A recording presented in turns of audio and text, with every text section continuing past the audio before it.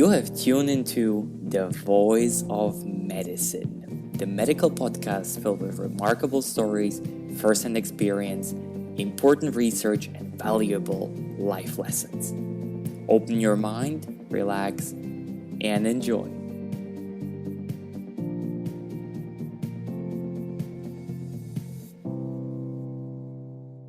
Dear ladies and gentlemen, welcome to another edition of The Voice of Medicine. I'm very happy that today I have a guest from the field of radiology, Professor Dr. Sergey Morozov.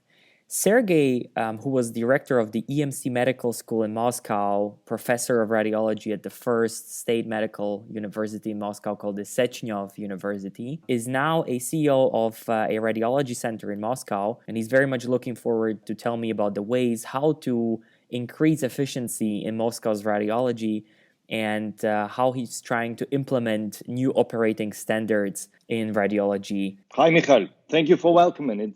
It is my pleasure to be online and to talk to the great audience around the world. Thank you very much. I would like to start with you on a broader note. Since you're from Russia, I would be very interested, and perhaps our audience as well, how is the social and cultural standing of doctors in Russia these days, let's say, compared to 30, 40, 50 years ago? Well, the situation is changing, and I think quite rapidly because, the Russia is undergoing transformation of healthcare from the traditional model to the more industrial model of modern healthcare. And the question which is typically asked is, what is a medicine? Is it a craft or science or art? And I think that in Russia, healthcare and clinical medicine has been considered since many decades ago as purely an art, and a lot has been placed on the shoulders of persons, of personalities. And now, because of the efficiency, because of the new economics requirements, because of the trend to do more with less resources, which is typical not only for Russia, but for many countries, and also for Mayo Clinic, for example, in the USA. Mm-hmm. The trend now is to put more sense on processes, on the process which can be described, which can be automated, which are reproducible. So to go from the art to more of a science and craft, what can be presented as simple tasks or tasks that can be described in the medical information system, in the electronic health records. So currently, Russia has several national projects which are planned to be run from 2090 to 2024, and one of the big parts of these national projects is oncologic project with more than 1 trillion of rubles earmarked for oncology program. This is a huge amount of money, and the idea of the government is to spend it efficiently by setting the goals which should be reached every year from now on, in order to decrease oncologic mortality and to decrease oncologic mortality and increase longevity of life of people. So that means that it is impossible now just to rely on personal opinions. It means that Russian government and society is expecting more from healthcare as from industry. A lot of people call me and ask the name of the doctor. Could you please recommend me best gynecologist, best specialist in MRI, or best gastroenterologist? People now want to have more reproducible systems. So I think what is happening now is that Russia built a new system of healthcare which relies very significantly on information technologies and processes. That's the point. Wow. Okay. Well, first thing which I found extremely fascinating is when you said that medicine was looked at as art. And I still remember the one thing which caught my attention when I was, sometimes when I was reading Russian literature was the depiction of doctors, which was similar to priests. Basically a public servant with a lot of authority. So this was another thing which I wanted to ask you is this also changing the way that the patients look at doctors and perhaps even the communication between patients and doctors? Well, I can agree with you. That is one of the typical images and perceptions that have been and still are around physicians in Russia. But Russia is a very big country, and there's no such one place which can be called Russia, because actually there are so many different nationalities inside, and so many different regions of Russia which behave and quite different, and which have different economic circumstances. And that's why, for example, Moscow is very different from all other parts of Russia. It has a lot of money. It has growing economy. It has very strong organization of the city, headed by the mayor of the city. And the perception of physician, for example, in Moscow, is more of specialist.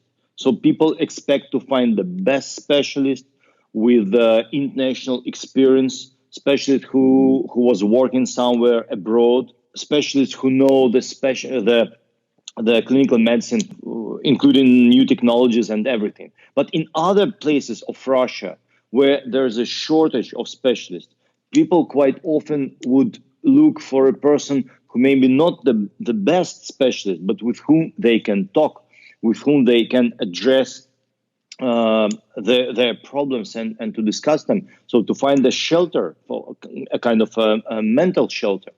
So these are different roles of physician, and I think that they still coexist. And even when we discuss the actions of physician in context of automation, there's a part of physician functions which can be automated. And I've seen very interesting report from McKinsey, which was showing that approximately 1/3 of current physicians' functions can be automated. But what we cannot automate it, and what is still relevant for interaction with patients, for communication, is just the personal touch and the role of physician as a kind of priest when physician is talking, communicating, because we cannot help all of the patients. We cannot, cure all patients who have diseases, but we can help all patients by also utilizing the personal touch and communication and helping patients to relax and to get on the pathway toward the cure, toward the treatment. I understand. So depending on the region where people live in, as you pointed out very correctly in Russian Federation, which is really huge in terms of geography, the emphasis on what the doctor is, supposed to do varies. So that's completely understandable. Now, you also said that in general, Russia is trying to increase the quality and the standards, also in terms of procedure in healthcare. And there was a lot of money, left on a budget for this. What would be very interesting for me to hear from you is, how do you, for example, see the medical schools and, support of students and basically the junior docs? Is there also something planned in this direction? Many things have been done in the previous years. So my personal experience and what I was lucky about is that when I was second year medical student in Moscow, I applied for a special track for the special faculty, which was called Faculty for Research Workers and Medical Educators. And from the third year of my training, I was exposed to plethora of different additional courses, to mentorship, to international training, to different conferences. So from the third year of medical school, I became involved into the very vibrant medical scientific experience. And so I had very good teachers, and there were just 30 students in every year at this faculty. So my group consisted of only 4 students. So we were very open to discussions. We were very open to interaction with the best teachers in the medical faculty. So that was track for the selected students, which allowed me to have my first scientific presentation on the International Congress during when I was 6-year medical student. So very, very early, I became involved in the international research and medical education. So now that model is being extended, and there are many medical schools in Russia which try to get into the top tier of medical universities and universities around the world in terms of their scientific citation indexes, H index, in terms of the number of grants, to become top universities. Mm-hmm. And this is a trend which is supported strongly by the government.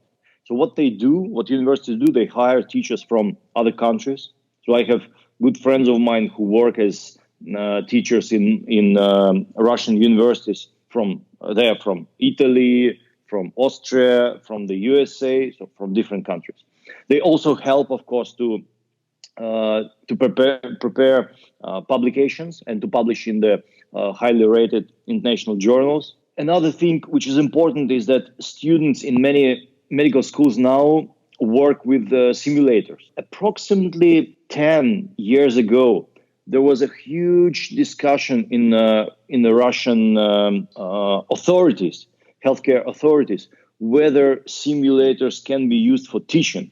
And there were many people who were opposing using simulators because they were saying that we were taught on interactions with patients, and interaction with patients cannot be substituted by any simulator. And they were actually hampering the introduction of simulators in the teaching. Mm-hmm. But now I see that vast majority of medical students is involved in this type of teaching. So as usual, change management requires time. Changes require time. You need to find pioneers of changes and leaders of changes for this. The next step, which is now being developed by the Russian government, is the introduction of independent certification of specialists. This is very important because the problem with medical schools in Russia now is that the examiners are the same people who taught medical students. So government understands that the examination and the certification should be separated from the teaching facility. It should become an independent procedure. You basically had the faculty, let's say the professors from the medical university, which then years after were examining, let's say already grown-up full medical doctors when they were about to do their specialty examination. Yeah, that's same correct. People. Okay. Yeah, that's correct. The same people, and the requirement in Russia still is that every physician is required to have 1 month of continuing medical education. Well, it's not continuing medical education because every physician is required to pass 1 month of postgraduate teaching once in 5 years. So not permanently through the medical career, but just once in 5 years, 1 month. So this is absolutely, of course, not enough, and people usually cannot allow that amount of time to be absent from their hospitals. I was just about to ask if you think that this is sufficient. No. This is absolutely, and the government understands that this is insufficient. But there's a whole economy behind it because the funding of medical universities is now based on these 1 month duration courses for all physicians. But what government now is trying to do is to switch to the typical international model of continuing medical education, when you can have credits from all the types of events that you attend. And we actually now collect the credits. So we have switched to the collection of credits from every event and teaching event that we attend. as doctors, but the system needs to be also adjusted in the context of examinations based on those credits. That is I would like just to emphasize a bit more. Please. This is very important role of HR, of human resources in the healthcare, because since I think centuries ago, especially in Russia, every point of decision making in healthcare was delegated to the leaders of healthcare, to the leaders of clinical medicine. Very good doctor, excellent physician is not always an excellent manager, not always an excellent healthcare organizer, specialist in public health. So these are different specialties. And now healthcare in Russia is becoming, I hope that it is becoming more systematically organized, more scientifically organized, more organized similar to other business systems. So not just as a pure clinical area, but more as an industry, which has research and development, HR, human resources development, which has its economics, which has its system of education and people assessment, which has its information technologies. So more of a business type organization of healthcare. Thank you very much for stressing that fact. That was actually also one of the things which I wanted to ask you from your perspective, since you have been and are active in the management. I mean, you've been in the EMC management, but at the same time you work clinically. And my question for you would be, how does this, so your clinical work and your activities in the management, how did it equip you, concretely to be successful and help everybody around you? I'm pretty sure that you had a different insights on teamwork. You had a different insights on quality of patient care. You probably also understood the strain which is put on doctors better from this perspective. Could you tell us something a little bit more about that, personal experience? Thank you, Mikhail. This is a really great question, because there's a discussion in many places in the world whether doctors can be managers or whether hospitals should be managed by non-physicians. And there's also a regulation now in Russia that hospitals can be managed by non-physicians, and that raises, of course, a lot of discussions, and there are a lot of people who cannot disagree with this. And I think that the separation of functions in the management is possible, and decision making can be also delegated to physicians and non-physicians, because many doctors now know how to treat, but not all of the doctors would like or can act as managers, because this is a different type of education. However, of course, we know huge amount of physicians who became excellent managers, excellent entrepreneurs, CEOs of hospitals, of companies, and so on. I know very good such people in Russia. There are great examples of such people around the world. And I think that basic background, medical background, provides a lot of humanity. It provides a lot of understanding on what is really mission and vision in the business. Because quite often business education puts too much stress on the economic context and economic aspects of any facility or any company. But for people, what is important is, of course, not only making a profit, but reaching valuable and social goals. And I meet a lot of people because I hire almost everyone in our company by myself. So I interview each and every one person. And I heard from someone's podcast, very good idea, that every potential employee should write a letter to the CEO of the company explaining why he or she wants to work in the company. I use that method. I like it very much. So I read emails from all of our prospective employees, or from all of our candidates, And from the letter, I see how person can formulate what are the person's goals. And many of them who come to work into healthcare from other businesses, from other industries, they say that we are lacking really significant goals in banking, for example. We don't find them in other industries. But in healthcare, with a similar amount of money paid, we understand that we work for something bigger, for something more important. And I think healthcare provides that sense of value for the person's accomplishment. And people start to really to feel that they do not just do work, do job. They become a part of something more significant. So in this context, I would compare healthcare to space industry, for example, which also attracts people by sense of something bigger, or maybe to arts. Back again to arts. We come back around to arts. Back around to arts, yes, where people also understand that they do something which cannot be easily described, which is related to something not completely understandable, beyond simple explanations, beyond physics, beyond the laws of physics or chemistry or whatever. So that's important thing. That's why I think physicians can become very good managers. And there was great article in Harvard Business Review describing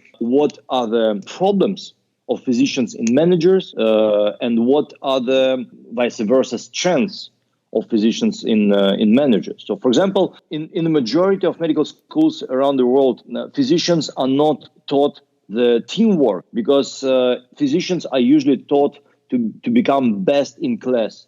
You should be best surgeon. You should be best in how you treat patients with skin diseases or gynecologic diseases. So people are taught by the role model, trying to become as somebody else, as another great specialist. But physicians usually are not taught how to work in teams. For example, I think that in the medical schools, there should be more of team projects in order to understand the roles in the team. Project management in the business provides a lot of understanding how functions can be distributed and separated in the project management. I have to teach my colleagues, well, not myself, but I initiate project management teaching in our company in order to involve physicians, those who come with a medical background, in how to run the projects when not everything depends solely on you, but when it depends on other team members and the functions are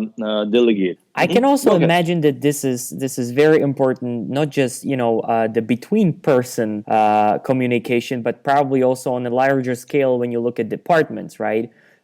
This was also another thing which I thought about, before our talk was, how do you improve the cooperation of departments, let's say, inside a clinic? Because that has a huge role, of course, down the line also on the outcomes of patients. Yes, that's true. So there are several things. First of all, many people try to do it, for example, economically, when they try to align different departments in the context of the profits that they make, and like to pay additional money to departments if they work together well. But this is quite difficult to evaluate. And what I like very much is the concept of diagonal teams. That can work in two concepts. So the first one is when you build everything around the patient's condition. So, for example, you establish department or group of pain treatment or group of women's diseases treatment, and you build around patient's condition, for example, back pain or headache, and you collect in this team representatives of different departments. For example, for back pain, that might be orthopedics, neurology, anesthesiology, mental health, etc. And people from different departments get together in order to help the patient solve the problem, but not just run through visits to different physicians in different departments. So that's a team approach when specialists are concentrated around the problem. Another approach, another concept is when you collect people in the in a diagonal team around a project. So, for example, you want to build new department, or you want to establish a screening program. And again, you collect people from different departments. And the important thing is to bring in those teams not the managers of these departments, just physicians, just staff members from different departments, and collect them in order to solve a problem, or to build something new, such like a screening program. And that means that you allow people to work together in the diagonal team. You allow people to do something which is different from their routine work, and they can achieve something, so they can learn in the project. And that, of course, also enables much better communications. And of course, we also use different things such as Trello or Slack, Bittrex, Basecamp, so different IT solutions in order to keep people together on the projects that they run together. But of course, that does not exclude the necessity for personal meetings, and regular personal meetings make a huge change. And I'm sure that a lot of problems of quality in healthcare can be solved just by getting the team together. For example, every day when one shift is changed by another shift of staff, and they get together to discuss what happened during the night, what kind of patients were there, and they connect the information. So similar to aviation, to other specialties which have problem of quality, over communication provides better results for the patients and for the safety of the system. I understand. So to summarize it, first of all, we were talking about how medicine can actually learn a lot from the managerial work, in regard of teamwork, but also in regard of synergy of knowledge. We talked about how important, meetings are, and sort of teams which are collected together from different departments working on a certain project. So that definitely helps. Now, I want to go from this, from this perspective into a, let's say, a micro perspective. In some countries, for example, here in Switzerland, but also in Germany, we often find with the problem of a high turnover with employees. So the problem is that sometimes, we have doctors who do not stay long, and then basically they go to another hospital. In your experience, how do you improve the loyalty of your employees? But again, also to go back to the synergy of the team develops, over time. So you cannot have the same team efficiency after, let's say, 3 months that you have after 4 or 5 years. So the question would be really, how did you improve or try to improve loyalty of medical employees while you were working in the management? Thank you, Mikhail. Well, this is very important, and I can tell you that I had experience when one of the great physicians was working in one building of the hospital, and then for a period of 3 months, because of the construction works, that physician was relocated to another building, just like 10 minutes walking time. But the patient flow to that physician decreased just because of the different of location. Because people used to go to that specific site where the doctor was attending. Power of habit. Yes, the power of habit, indeed. And it means that's what happens when you just relocate the physician. But even when you change somebody, if another person comes, it means that in order to build the patient flow, building patient flow requires time.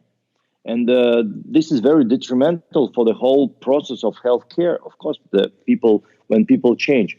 So the most simple method is to hire only those with whom you have very similar vision, with whom you have very similar expectations, people who have very similar view of life. That's quite difficult, but that's why I'm personally involved in the recruitment for our company as a CEO. And I would like to know that we hire really people who would like to become part of team's success. I don't want to hire just a good specialist, because we can teach many people, we can educate many people, and to help them grow.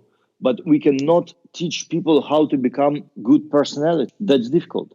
So first of all, that simple rule of management. But I try to hire people who share common vision with me and my team members.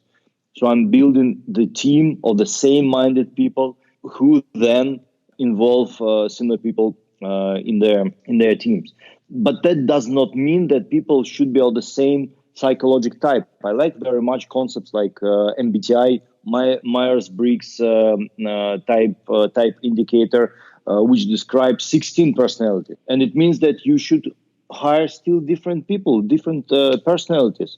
Not only those, so introverts should not hire only introverts, or extroverts only extroverts. So you should have team of different personalities. And then, of course, the important thing is motivation. Motivation, the monetary motivation, financial motivation, of course, plays a huge role. But many hospitals in Russia and in other countries, again, Mayo Clinic, for example, does not provide compensation based on the quantity of medical services. They have fixed flat rate payments to physicians. It means that this payment is very good, but the motivation comes from other sources. Being part of a team, opportunities for research, opportunities for teaching, being part of interesting project, being part of decision making in the company or in the hospital. So all of these things, they are not only those, many others, but these are important components of motivation, which extend beyond just money. And for example, I had an experience in the private center when with my colleagues we have established a private medical school in the private medical center, and that provided a lot more motivation for people working in the private hospital, because they started to teach. They started to feel that they work in the teaching hospital, and that's absolutely different value. You gave more meaning to their work. I mean, this is sort of a mentoring program that you started there as well, right? Indeed, yes.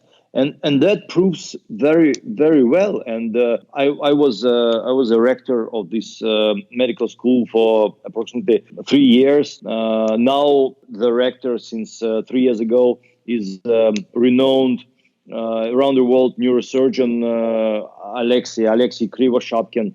And he's running medical school, and school is quite successful. And this is important because physicians have different types of motivation. So not only money.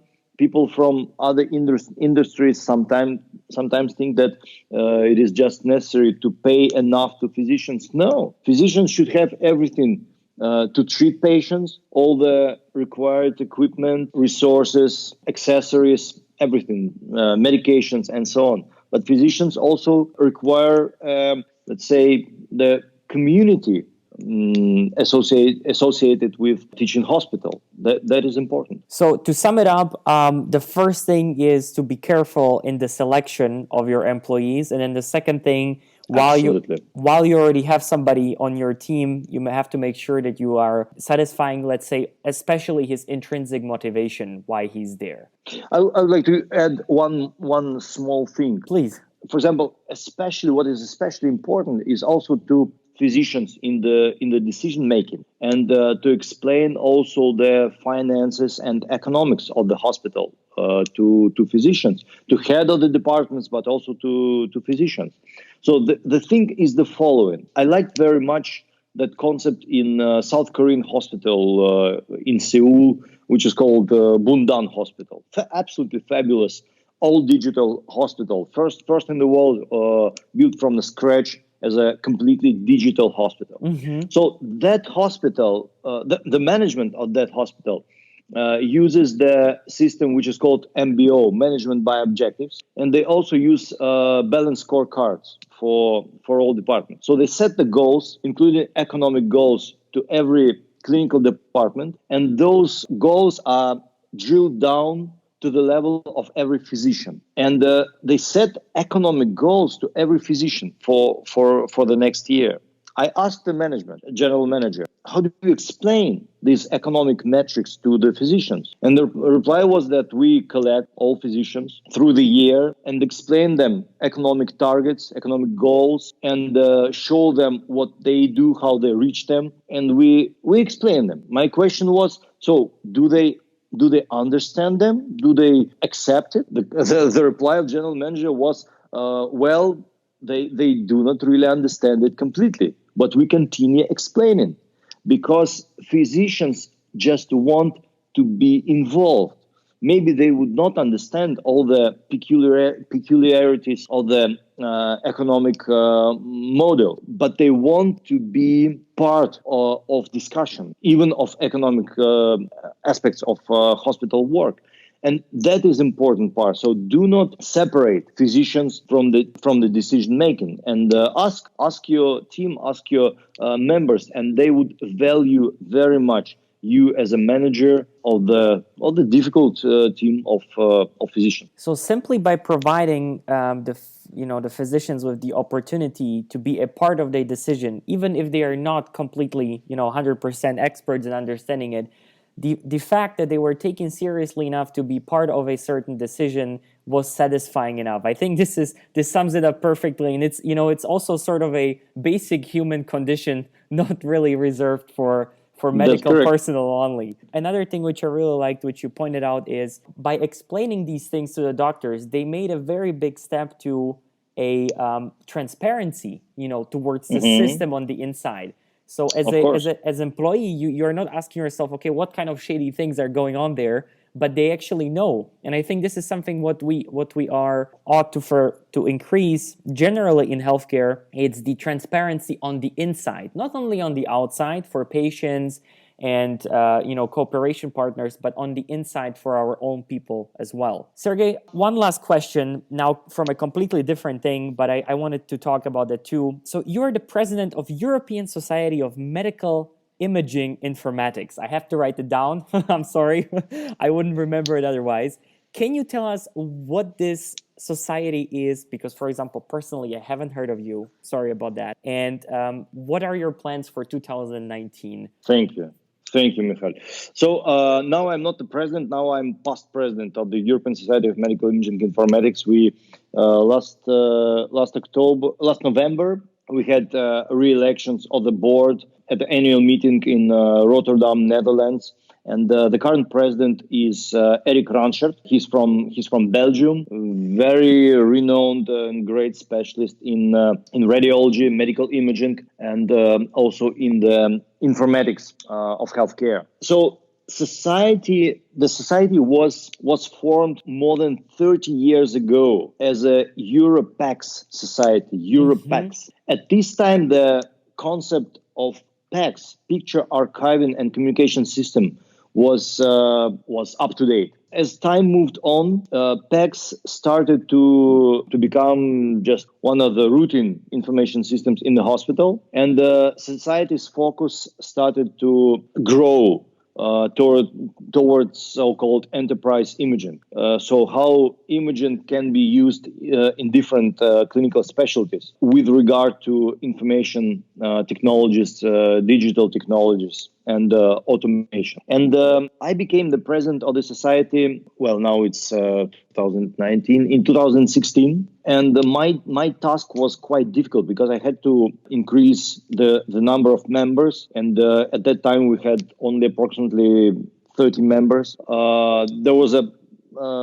had some money on the society's budget, but we had to increase also the money. And most important, my task was, as a president, was also to gather a team of active people in order to run the society. And we did with my colleagues several great things. So we had great meetings in Netherlands as annual meeting, as you saw my academy, dedicated to new topics, of course, of machine learning and deep learning and computer vision. And then we started to publish more and more on these topics. We built the management of the society with marketing part, with the website, with the newsletters, with the presence of society at the major imaging conferences in Europe and the USA. And Eric Ranchard has initiated preparation and publication of the book, which was recently published by Springer. And the book is called Artificial Intelligence in Medical Imaging. The book is really excellent. And I think it should have now more than 5,000 downloads, maybe even more. So people download it, and it has now 4,675 downloads on the Springer website. So this is really a lot, and the book is doing very well. The editors are Eric Ranchard, Paul Algra, and me. So book is dedicated to all aspects of application of artificial intelligence in broad sense in the medical imaging specialties, and that's the work of society. So on the cover of this book, you will find the logo of European Society of Medical Imaging Informatics, and society is doing a lot also to support European Society of Radiology. The board now includes very, very strong members. Some of them are in the top 100 of specialists in artificial intelligence around the world. You will see more and more from society. It is quite easy to become a member. And society is also allowing and letting members be a part of decision making. So it is very open. All of our project work is in Slack. So we communicate a lot with each other, and the team is really international. So I enjoy being part of society management and to contribute to the growth of society, which then translates the knowledge of people and experience to the wider audiences around the world. That's important. Well, it sounds like a great endeavor indeed, and I'll make sure that I'll get the link for the book from you and then put it below, on the YouTube channel, so whoever is interested in listening right now can actually download it later on, and or maybe even become a member if they want to. Sergey, thank you very much for your time. This was a wonderful talk. I learned a lot again. I hope that our listeners learned a lot. Thank you again. Thank you, Michal. It is my great pleasure, and hope to connect again and speak more. Thank you. This was The Voice of Medicine. Make sure you tune in next time, and take care.